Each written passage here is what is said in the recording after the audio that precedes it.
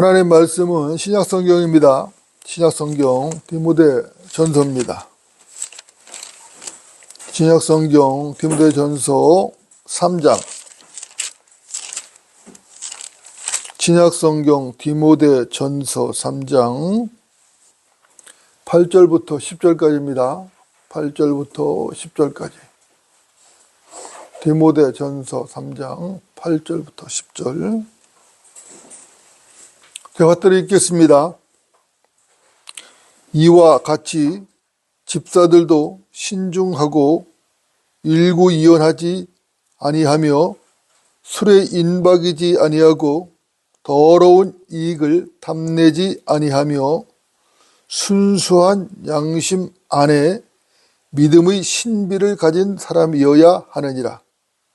이런 사람들을 먼저 관찰해 보고 그 후에 비난받을 것이 없으면 집사의 직분을 수행하게 할지니라. 아멘. 오늘 말씀의 제목은 믿음의 신비를 가지라. 믿음의 신비를 가지라. 이런 제목으로 하나님의 말씀을 전하겠습니다. 여러분도 어떻습니까? 본문 구조를 보면은 신비라는 말이 나왔죠. 구절에 신비라는 말이 나왔는데 신비가 뭐죠? 신비라는 이 말은 영어 성경에는 미스터리라는 단어로 되어 있어요. 근데 이 미스터리는 사람이 도저히 이해할 수 없고 설명도 할 수 없는데, 그렇다고 해도 허구가 아니기 때문에 언젠가 때가 되면은 실체가 분명하게 어떤 사실로 드러나는 것을 신비라고 말을 하는 것입니다. 개역성경이나 아니면은 개역 개정판 아니면 기타 변개된 성경들이 이 믿음의 신비를 갖다가 믿음의 비밀이라고 번역을 했습니다. 하지만 신비와 비밀은 전혀 다른 것이죠. 여러분들이 아시는 대로 비밀이라는 것은 다른 사람이 알 수 없도록 감추어 놓은 것, 감춘 것, 그렇죠? 이것이 비밀이죠, 그렇죠? 하지만 신비는 감춰진 게 아니죠, 그렇죠? 신비는 공개적으로 드러난 겁니다. 공개적으로 드러난 것이에요. 그런데 인간의 이성이나 지성을 가지고는 이해할 수 없고 설명도 할 수 없는 게 신비인 것이죠. 그리고 이 신비는 때가 되면 사실로 드러나고 확인이 되는 것입니다. 확인이 되는 것이에요. 그러니까 신비와 비밀은 전혀 다른 것이다. 전혀 다른 것이죠. 이 점을 분명하게 해둬야 하는 것이죠. 이 점을 분명해야 되는 것입니다. 여러분들 맞습니까? 자, 그러면은 먼저 디모데후서 3장을 좀 보겠습니다. 디모데후서입니다. 디모데후서 3장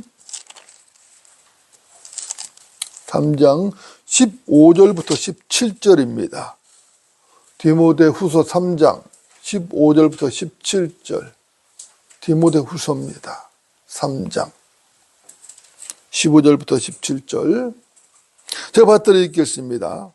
또 어릴 때부터 내가 성경을 알았으니 그 성경은 너로 그리스도 예수 안에 있는 믿음으로 인하여 구원에 이르도록 지혜롭게 할 수 있느니라.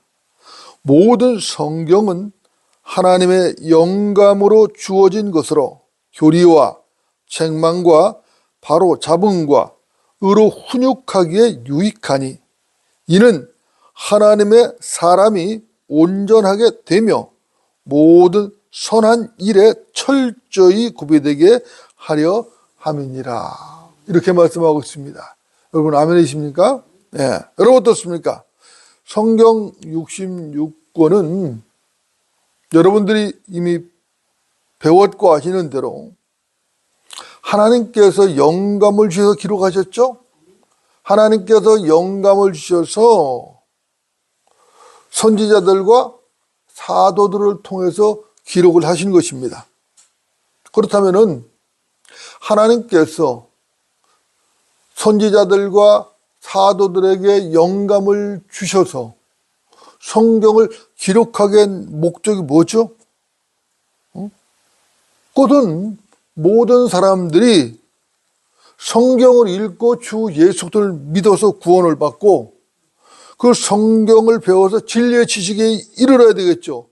그 지식에 기반해서 그 지식에 기반한 믿음을 가지고 하나님의 온전한 사람이 되어서 하나님을 찬양하고 높이며 영광을 돌리게 하는 게 기본적인 목적인 것입니다.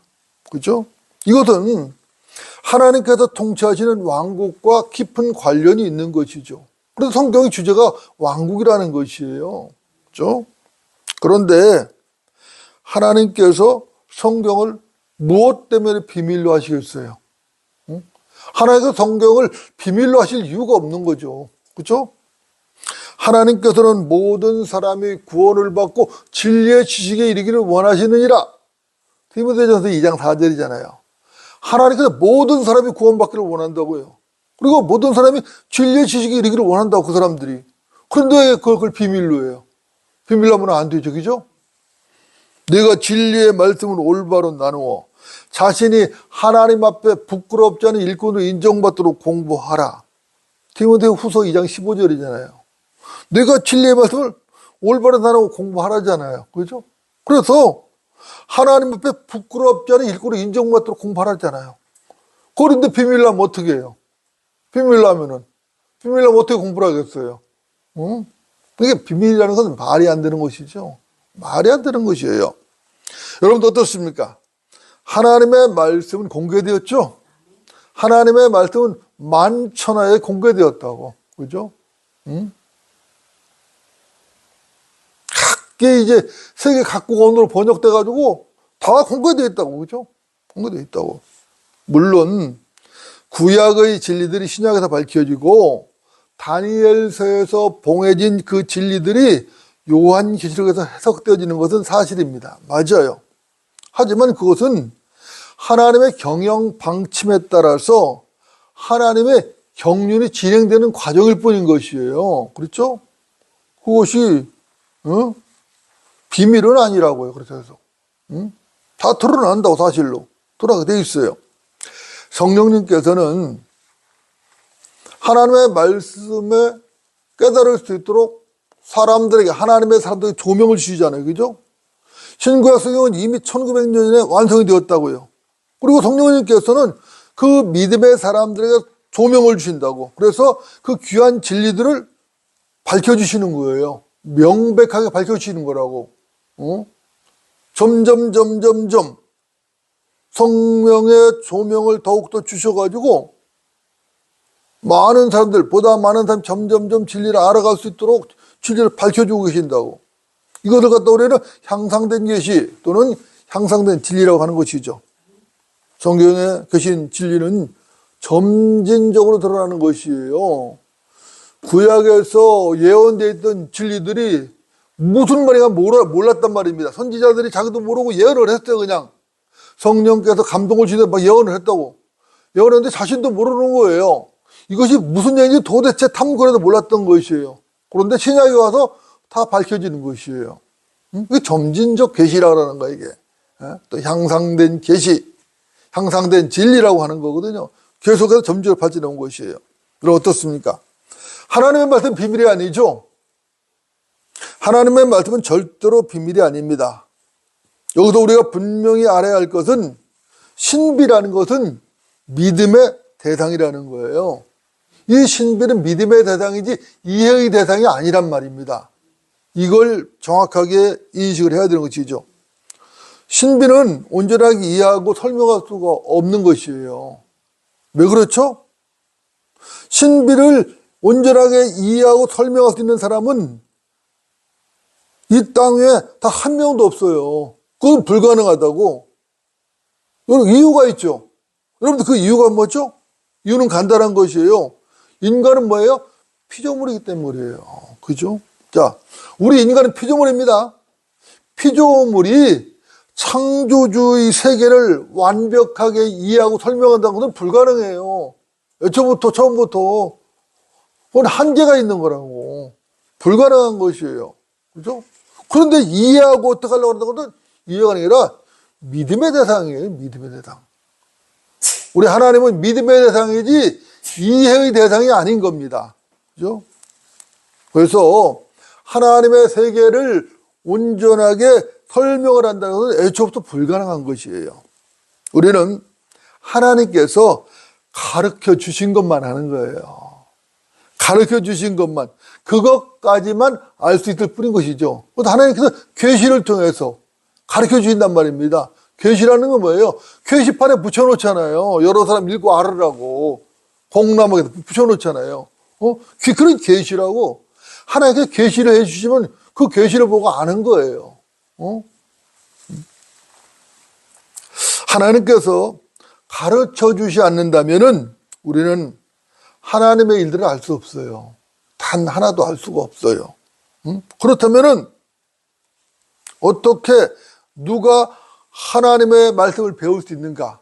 하나님께서 가르쳐 주셔야만이 하나님의 말씀을 배울 수 있는데 누가 배울 수 있는가?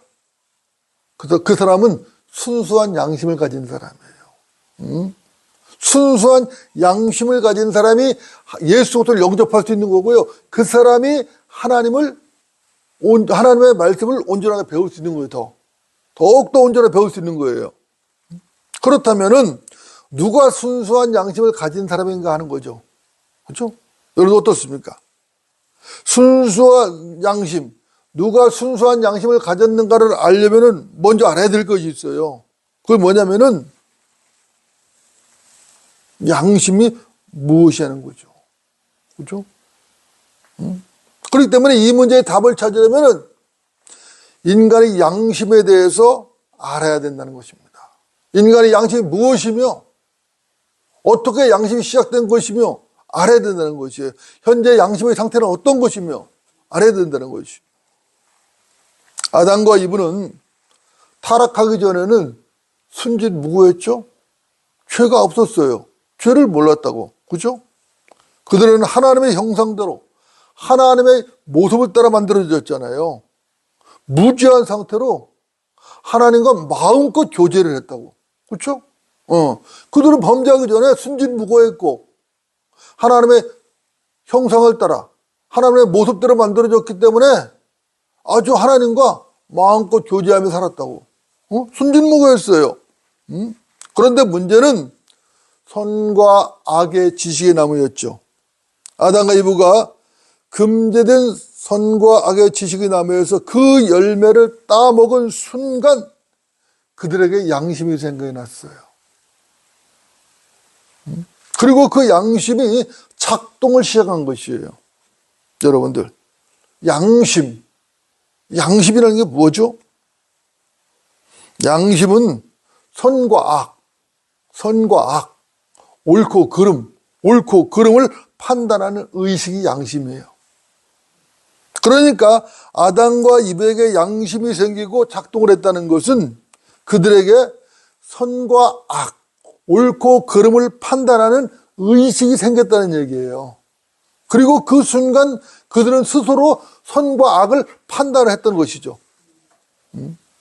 그들이 선악과를 먹기 전까지는 그들은 선과 악, 선악 간의 지식, 그게 없었어요. 선과 악의 개념이 없었다고. 그 자체가 없었던 것이에요. 그들은 그래서 순진무구했다는 것이에요. 선과 악을 판단할 필요도 없고 판단할 이유도 없었어요. 그런데 선악과를 먹는 순간에 문제가 된 것이죠. 선과 악을 판단하는 의식 자체가 없었는데 선악과를 먹어서 문제가 생긴 거예요. 그렇죠? 여러분 어떻습니까? 왜 그들이 선악간에 판단할 그런 의식이 없었는가? 그럴 이유가 전혀 없었는가? 그들은 영이 살아있었고, 그죠? 하나님의 영을 가지고 있었다고. 그리고 하나님의 형상을 가지고 있었기 때문에 그들은 그때까지는 죄를 몰랐다고 순진무구했거든요. 그런데 그들이 뭘 만났어요? 뱀을 만났어요. 그죠? 뱀을 만나가지고 그 뱀의 말에 마음을 내주는 그 순간 그들의 순진 무구한 마음이 미혹을 당한 거예요. 미혹을 당했다고. 그들은 뱀의 말을 듣고 금지된 열매를 먹었죠. 그들에게 죄가 들어왔어요. 영이 죽어버렸다고. 영이 죽어버렸어요. 하나님의 형상을 잃어버린 것이죠. 그 순간에 그들의 양심이 작동되었어요. 그들의 양심이 작동되면서 선과 악을 알게 된 것이죠. 그 선악을 판단하게 된 것이에요. 그때부터 인간의 이성이 송사를 하게 된 것입니다. 그들은 자기 자신들이 벌거벗은 수치를 보았어요. 그 즉시 수치를 가리려고 했죠. 그것도 옷으로 만들었단 말입니다. 그죠? 무화과 나무 잎을 따서, 그죠? 옷을 만들어서 치마를 엮어 입었다고. 그죠? 그 치마로 뭐 하려고 했어요? 수치를 가리려고 했다고. 수치를 가려보기 위해서 치마를 입은 것이에요. 여러분들. 이것은 지금도 변함이 없죠. 지금도 변함이 없어요. 자, 인간은 본능적으로 자기 수치를 가리려고 애를 쓰는 존재들입니다. 본능적이에요, 이것은. 자기 죄를 숨기고 뭘 드러내려고 하지 대신 자기 의의를 드러내려고 하는 것입니다. 이것이 바로 위선인 것이죠. 사실 선하고 의로우신 분, 선하고 의로우신 분은 하나님 한 분이시죠. 인간에게는 참된 선이 없어요. 인간에게 참된 의도 없단 말입니다. 그럼에도 불구하고 자기 의를 자랑하고 자기 선을 자랑하려고 한단 말입니다. 자기 의를 막 드러내요. 그래서 자기를 높이려고 그래요. 그리고 자기 선을 막 자랑해요. 그래서 자기를 높이려고 한다고. 이것이 바리새인들의 전형적인 모습이었고 이것이 종교인들의 전형적인 행태인 것입니다. 이것이 바로 악이에요. 악이거든요. 물론 종교인들만 그런 것은 아니죠. 종교인들만 그런 것이 아니라 모든 인간들의 공통된 특징이에요. 이것이. 인간들은 자기 의로움과 선을 위해서 양심대로 살겠다고 다짐을 하죠. 스스로 각오를 다지고 또 실제적으로 그렇게 살려고 무척 애를 쓰기도 합니다. 무척 애를 써요. 선하게 살아보려고.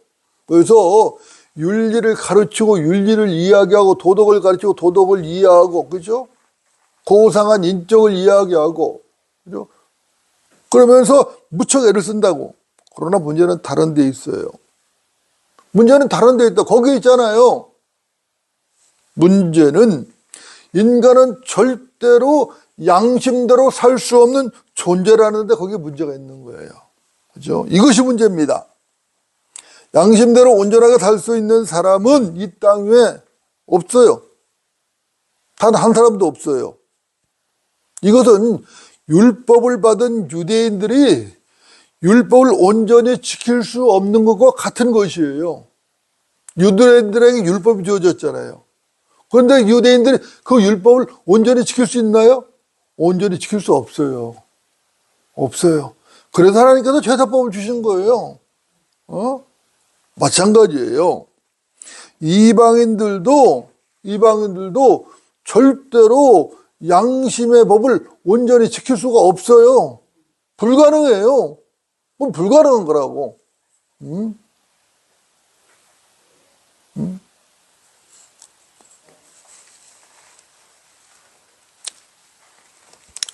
유대인들은 선민이죠. 특별히 선택된 민족이라고 해요. 하나님께서 왜 유대인들을 선택했느냐? 성경을 보면은 유대인들이 가장 작은 민족이기 때문에 선택을 했다는 거예요. 그죠? 그들을 통해서 하나님의 능력을 보여주셨던 거예요. 하나님의 능력을 보여주시고 그들을 통해서 신정 통치 왕국을 모델로 삼으시려고 했죠. 또 왕국의 그 모델로 삼으시려고 했던 것이에요. 그리고 그들을 통해서 그 왕국을 확장시켜나기를 원하셨거든요. 그죠? 온 땅에, 온 우주에 확장시키길 원하셨다고. 그래서 그들에게 하나님께서 특별히 율법을 주신 것이에요. 율법은 유대인들의 주어진 표적이에요. 로마서 2장을 좀 볼까요? 로마서 2장. 로마서입니다. 2장.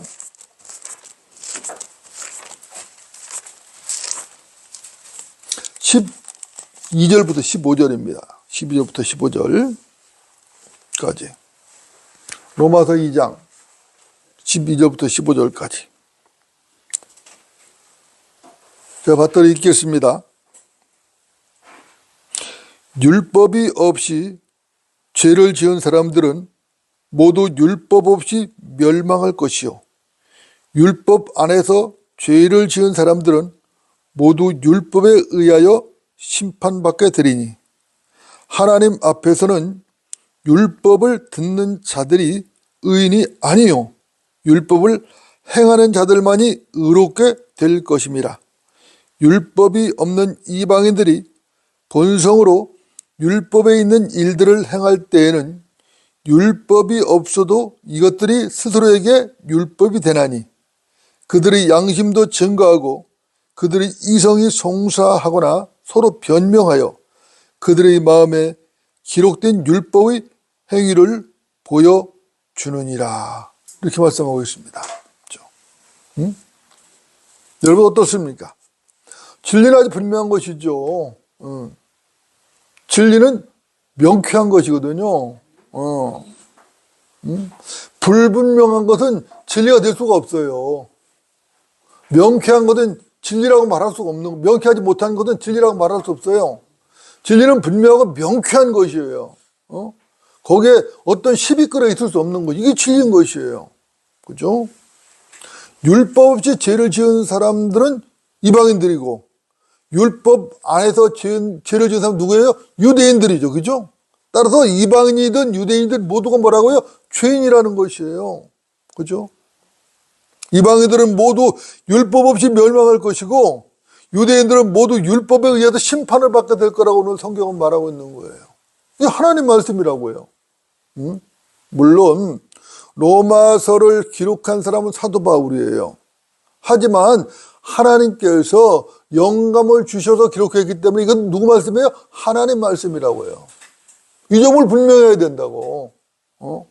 그래서 성경을 단순히 사람이 쓴 책이라고만 이렇게 이야기하면은, 그렇게 믿는다면 그건 믿음이 아니에요.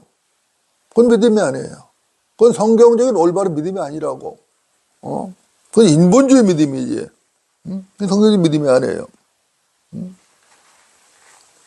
이방인이든 유대인이든 구원받지 못하면 지옥행이에요, 다.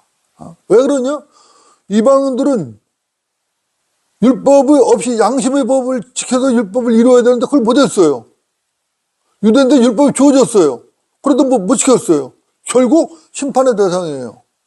결국 멸망의 대상이라고. 그렇죠? 그래서 유대인이 됐든 이방인이 됐든 구원받지 못하면 지옥행이에요. 지옥행이라고. 과거에 우리나라에 복음이 전파되기 전에는 선교사가 들어오죠. 그럼 어떻습니까? 그 당시 사람들 어떻습니까? 뭐가 있어요? 양심의 법이 있죠. 본성에 심겨진.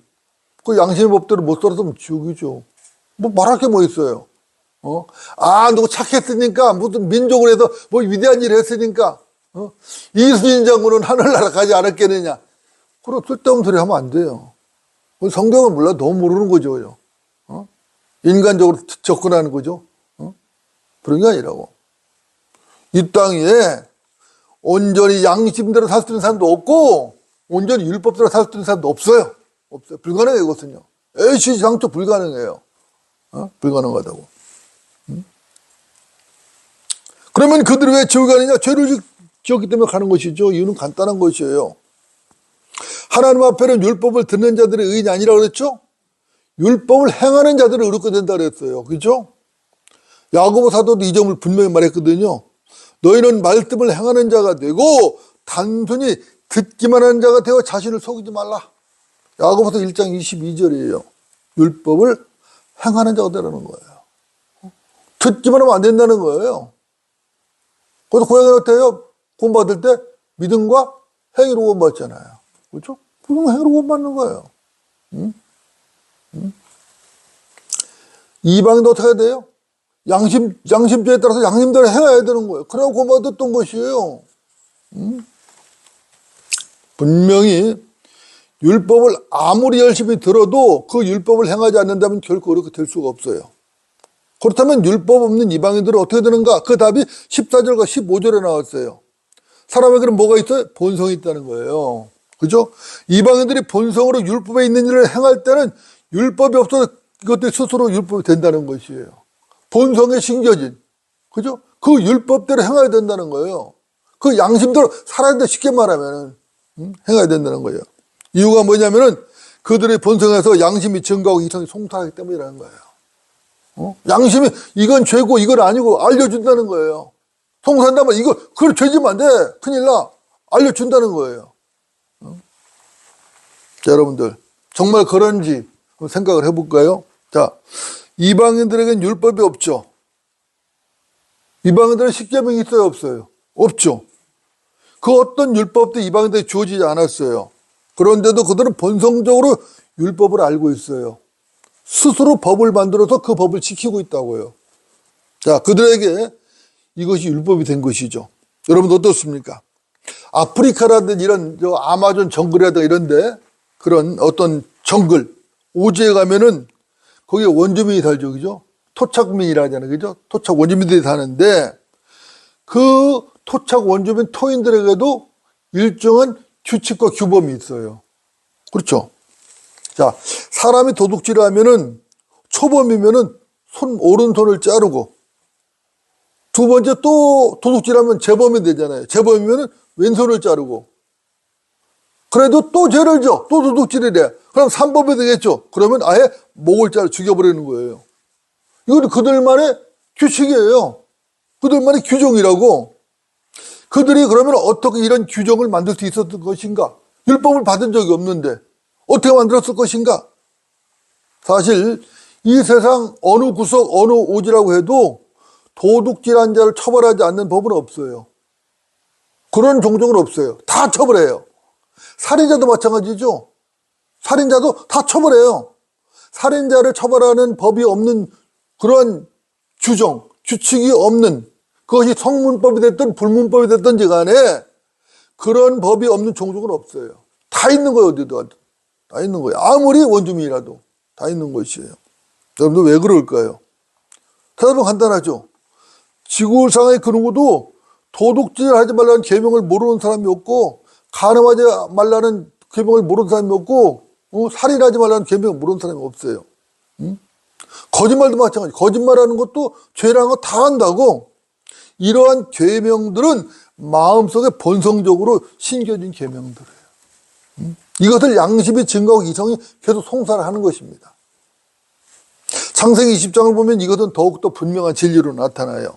자, 아브라함이 마므레에서 남서쪽으로 이동을 하던 중에 카데스로 가다가 북서쪽에 있는 그랄 땅에서 잠시 머물렀던 사건이 창세기 20장에 기록이 되어 있습니다.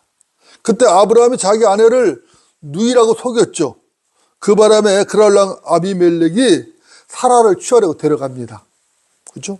그때 아비멜렉의 꿈에 하나님께 나타나셨죠. 아비멜렉이 사라를 취하려고 하는 그 밤에 하나님이 아비멜렉이 나타나셔서 경고를 하시거든요. 사라를 범하지 마라. 그녀는 아브라함의 아내라고요. 다른 사람의 아내라고요. 그때 아비멜렉이 하나님께 한 말이 있어요. 뭐라고 말했냐면은 그가 그녀는 나의 누이라고 나에게 말하지 않았나이까. 그녀 자신도 말하기를 그는 나의 오라비라 하였나이다. 나는 마음의 온전함과 내 손의 무지함으로 이렇게 하였나이다. 창세기 20장 5절이거든요. 자, 내가 이 사라를 이 여자를 데리고 온 것은 이 여자가 아브라함을 남편에서 안 들어왔을 거라는 거예요.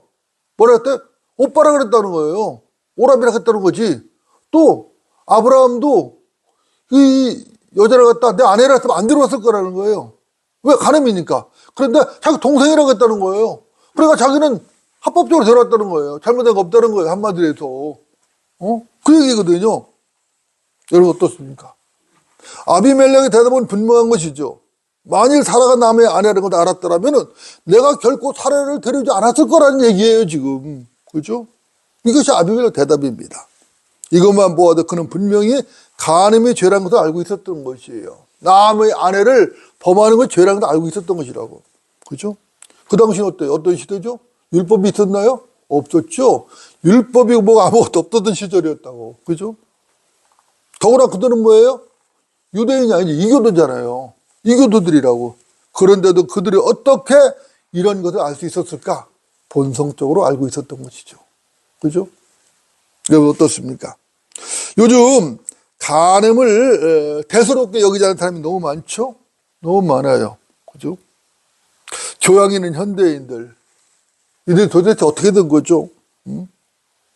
지식을 자랑하죠? 많이 배웠다. 공부를 많이 했다. 학위를 가지고 있다. 대학을 졸업했다. 아니면 대학원을 졸업했다. 박사과정을 졸업했다. 학위를 자랑해, 막. 자랑해. 이런 교양 있는 사람들, 교양 있는 현대인들이 왜 간음이나 간통이 죄라는 것을 잘 모르죠? 왜 모르죠? 사실 모르는 게 아니죠. 사실은 다 안다고요. 다 아는 거예요. 그들이 왜 모르겠어요? 모르기는. 다 알죠. 사실은 양심을 속이는 것이죠. 양심을 속이고 이성의 송사를 무시하고 쾌락을 추구하는 것이에요. 아무것도 모를 것 같은 아프리카 원주민들조차도 그 규범을 마음속에 지킬 줄 아는데 현대인들은 양심의 화인을 맞아가지고 양심의 증거 능력이 상실된 거예요. 아니면은 양심의 그 증거와 송사를 무시해버리는 것이죠. 무시하고 자기 쾌락을 쫓아가는 거예요.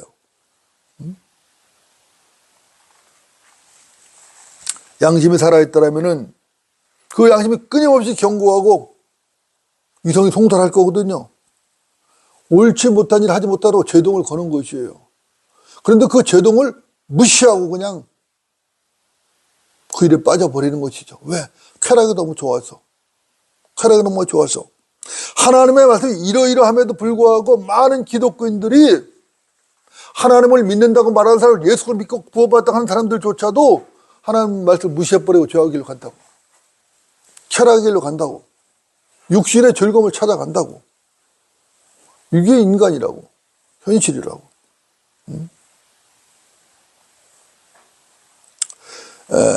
우리나라도 간통죄가 이미 폐지가 되었죠. 2015년 2월 16일 헌법재판소에서 위헌 결정이 판결이 났어요. 그래서 간통죄가 폐지돼 버렸어요. 이게 무슨 얘기죠? 그만큼 타락했다는 얘기죠. 죄가 만연했다는 것이에요.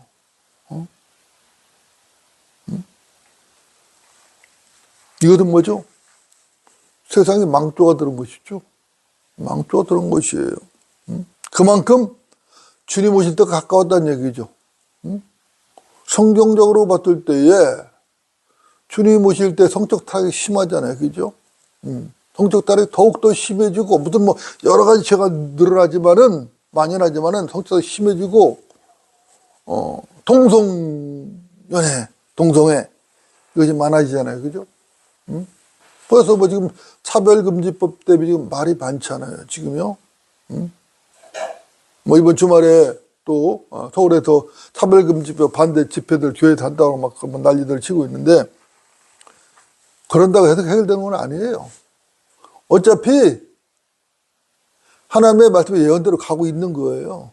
이럴 때는 오히려 구령을 하고 진리를 굳게 붙잡는 게 중요해요. 어떤 운동한다고 해도 되는 게 아니에요, 이것은. 어쨌거나 하여튼 그렇습니다. 그 마음은 이해하지만은 지금 세상이 타락의 극치를 지금 달려가고 있는 것이. 그만큼 주님 오실 때가 임박했고, 그죠? 죄악이 쌓여가는 것이죠. 쌓여가는 것이. 자, 이제 오늘 본문 디모데전서 3장을 보고 정리를 좀 하겠습니다. 디모데전서 3장입니다.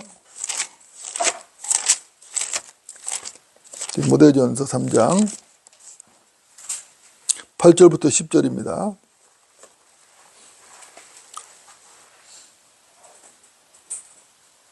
디모데전서 3장 8절부터 10절.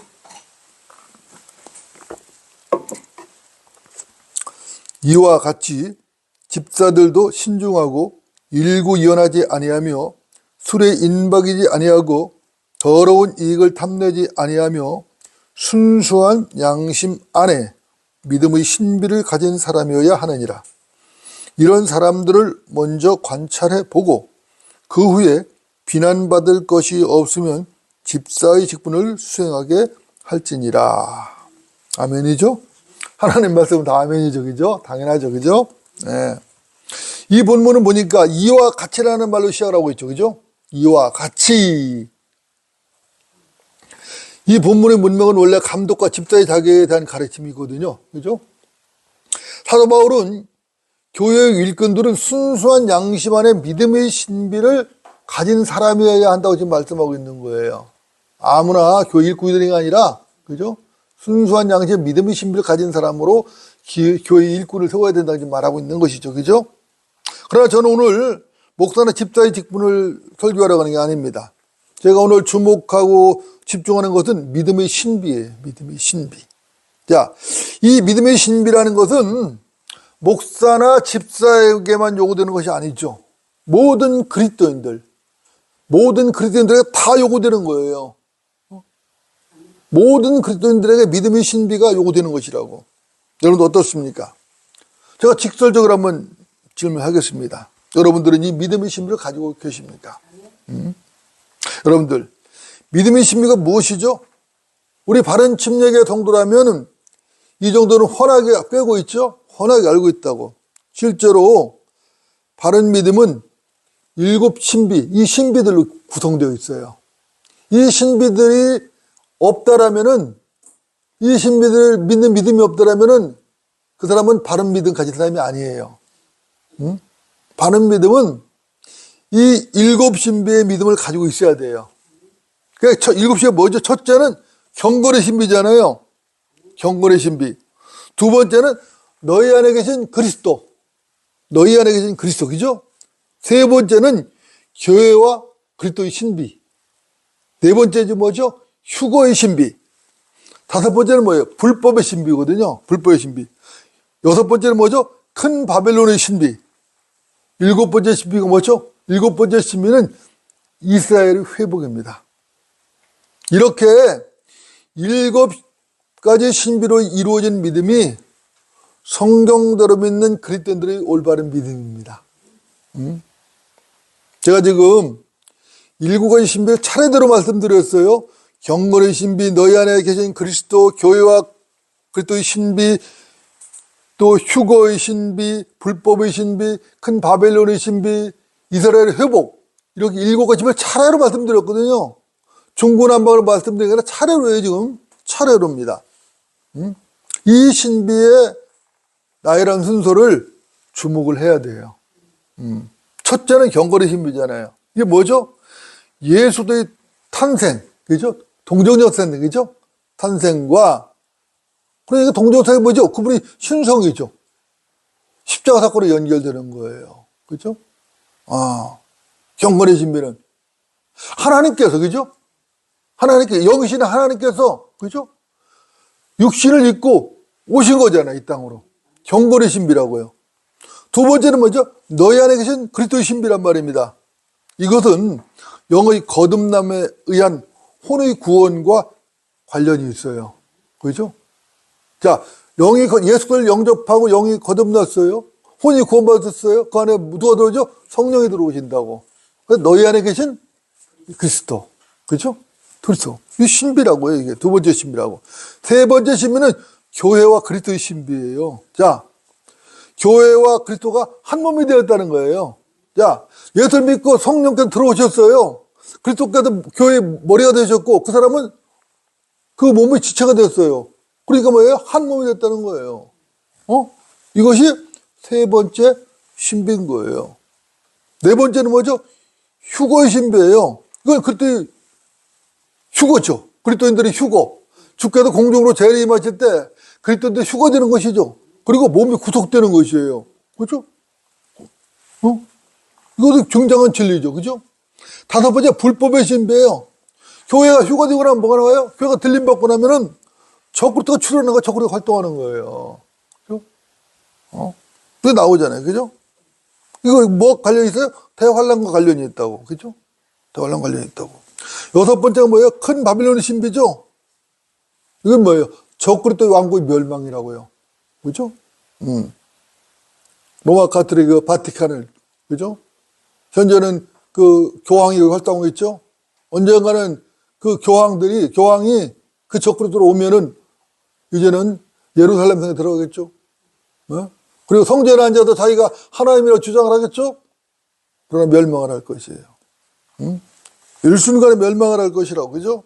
적그리스도와 그 왕국의 멸망입니다. 일곱 번째는 이스라엘 회복이죠? 그럼 주께서 그때 어때죠? 아마겟돈 전쟁을 승리하시고 천년왕국을 세우시는 것이죠? 그리고 그분께서 통치하시는 거예요. 그죠? 통치하시는 것이라고.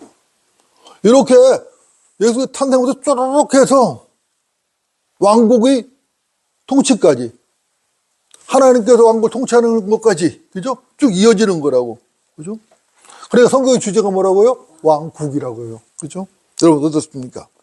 이렇게 보면은 일곱 신비는 우리의 신앙체계라고. 그죠? 전천년주의 신앙체계하고 딱 맞아 떨어지는 거예요. 정확하게 맞아 떨어지는 거예요. 그죠? 그렇기 때문에 믿음의 신비를 가지는 사람이어야 된다는 거예요. 집사만 목사나 그런 사람만 그런 게 아니라 모든 성도는 그리스도인이라면 당연히 믿음의 신비를 가져야 되는 거예요. 당연히. 그렇기 때문에 하나님께서 모든 사람이 구원을 받고 진리의 지식에 이르기를 원한다고 말씀하셨고, 진리의 말씀은 올바른 단어 공부하라고 말씀하신 거예요. 이 모든 신비들은 인간의 이성이나 지성으로는 이해할 수 없어요. 하지만 중요한 하나님의 말씀이고 영원 불변한 진리입니다. 진리죠. 그죠? 우리가 믿는 핵심 진리예요. 핵심 진리라고. 이 진리는 허구가 아니죠? 이 진리는 반드시 현실로 나타나는 것입니다. 이미 현실로 나타난 신비도 있고 지금도 계속되고 있는 것도 있고 앞으로 현실로 나타날 것도 있어요. 그죠? 그리스도인이라면은 순수한 양심에 믿음의 신비를 당연히 가지고 있어야 됩니다. 당연히 가지고 있어야 돼요. 그죠? 그렇다면 순수한 양심은 어떻게 가질 수 있는 것인가 하는 거죠. 순수한 양심은. 인간의 양심은 죄로 더럽혀졌죠? 파손되었어요. 그렇기 때문에 당연히 씻어야 돼요. 뭘로? 예수님의 피로. 예수님의 피로 씻어야 되는 거예요. 물 같은 거로 씻어 안 되는 거예요. 물로 씻어 안 돼요. 예수님의 피로 씻어야 된다고. 여러분들 그렇다면은 예수님의 피로 씻어야 되는데 그 피가 어디에 있죠? 어디에 있어요? 그 피가. 십자가에 있는 그 십자가 어디에 있어요 지금? 갈보리 십자가 찾아갈 수 있어요? 어디 있어요? 네? 그 피는 하나님의 말씀이 성경에서 발견되는 것이에요. 그죠? 그렇기 때문에 반드시 성경을 읽고 믿어야 하는 것입니다. 왜? 예수 피가 성경에 흐르고 있어요. 그렇기 때문에 반드시 성경을 읽고 믿어야 돼요. 그렇죠? 그리고 하나님의 말씀을 통해서 예수님의 피를 씻는 것입니다. 씻는 것이에요. 그리스도인들은 거듭날 때 이미 예수님의 피를 씻겼죠? 씻겼어요. 그러나 세상을 살다 보면 다시 오염된단 말입니다. 그죠? 물론 그렇다고 해서 세상을 살 때 오염됐다 해서 구원이 상실되거나 그런 건 절대 아니에요. 구원은 영원적으로 보장되죠. 하지만 그때마다 우리는 뭐예요? 씻어내야 돼요. 우리는 하나님의 말씀에서 피를 발견하고 더럽혀진 발을 씻어야 돼요. 예수님께서 그랬잖아요. 베드로한테. 목욕을 했다면 목욕을 더 이상 할 필요는 없다. 발을 씻다. 더럽혀지니까 발을 씻으라고 하셨잖아요. 발을 씻어야 돼요. 그 피에 의지해서 성경에 흐르는 예수의 피에 의지해서 말씀의 물로 씻어야 한단 말입니다. 그렇게 해야 깨끗하고 순수한 양심을 유지할 수가 있는 것이에요. 뿐만 아니라 우리는 순수한 말씀도 먹어야 되죠? 순수한 말씀 먹어야 됩니다. 누룩으로 오염된 말씀을 먹는다면 당연히 안 되죠. 오염된 말씀은 병들죠, 먹으면은. 그죠? 양심도 병들고 순수함을 잃어버릴 수밖에 없는 것이에요. 오염된 말씀을 먹으면은 양심이 순수함을 잃어버린다고, 오염돼서. 안 된다고. 그래서 우리는 순수한 말씀, 하나님의 바른 말씀을 먹어야 돼요. 킹 제임스 성경. 특히 한글을 모국어로 사용한다면 한글 김성 읽어야 되겠죠. 그렇죠? 당연히 그래야 되겠죠. 그죠? 우리가 순수한 말씀을 배부르게 먹을 수 있다는 것은 하나님의 은혜죠. 그것도 엄청난 복인 것입니다. 엄청난 복이에요. 여러분도 어떻습니까? 하나님께서 오늘 왜 이 말씀을 제게 주셨고 이 설교를 하게 하는 것이죠? 이유는 간단한 것이에요. 여러분의 순수한 생각을 일깨우기 위해서 그러시는 거예요. 너는 또한 젊음의 정욕을 피하고 오직 순수한 마음으로 주를 부르는 사람들과 함께 의와 믿음과 사랑과 화평을 추구하라. 디모데후서 2장 22절이에요. 너는 또한 젊음의 정욕을 피하고 그래서 피하고 오직 순수한 마음으로 주를 부르는 사람들과 함께, 그죠? 오직 순수한 마음, 오직이에요. 오직 순수한 마음으로 주를 부르는 사람들과 함께 의와 믿음과 사랑과 화평을 추구하라. 이렇게 말씀하고 있는 것입니다. 여러분 어떻습니까? 우리는 순수한 마음으로 주를 부르는 사람들이죠. 믿음의 신비와 선한 양심, 그죠? 가식 없는 믿음으로 주 예수를 믿는 사람들이에요. 우리는 바이블 빌리버잖아요. 그죠? 성경대로 믿는 사람들이라고요. 성경을 올바르게 나누어서 성경대로 믿는 그리스도이란 말입니다. 성경대로 믿는 사람들, 바이블 빌리버에 대해서 오해하는 사람들이 있어요. 어떠한 특정 집단, 자기네 집단에 속해 있다지 성경대로 믿는 사람이라고 하는 그런 멍텅구리가 있다고. 멍텅구리예요. 그런 게 아니라 누군지 성경에 기록된 그대로 믿으면 그 사람이 성경대로 믿는 사람이에요. 그렇잖아요. 어느 집단에 속해 있어야 되는다. 그런 게 어디 있어요, 세상에. 그런 게. 그러면 로마 카톨릭 같이 카톨릭 안에 들어와야 구원받는 사람이 다를 게 뭐가 있어요. 그런 멍청한 사람들이라고. 멍청한 거예요, 그것은. 분명히 알아야 된다고. 성경을 올바르게 나눠서, 진리의 말씀 올바르게 나눠서 공부하고, 그 진리의 말씀으로 교리를 삼아서 그 믿음을 가지고 하나님을 섬긴다면 다 그 사람이 성도들 믿는 사람이에요. 우리 바른 침례 성도들 모두가 순수한 양심 안에서 신비를 가지고 소망 안에서 주님을 섬기는 그런 성도들이 되어야 될 것입니다. 모두가 순수한 양심을 가지고 믿음의 신비를 가지고 주님을 섬기는 그런 성도들이 되어야 되고 또 그런 성도로 발견되어야 되는 거예요. 주님 보시에 그래야 주님 보시에 기뻐하시는 성도들이 되는 거예요. 그거 아니면은 바이블 빌리버라 하기 어렵죠. 그렇죠? 언제든지 주님을 바르게 섬기는 저와 여러분이 되어야 될 것입니다. 기도하시겠습니다.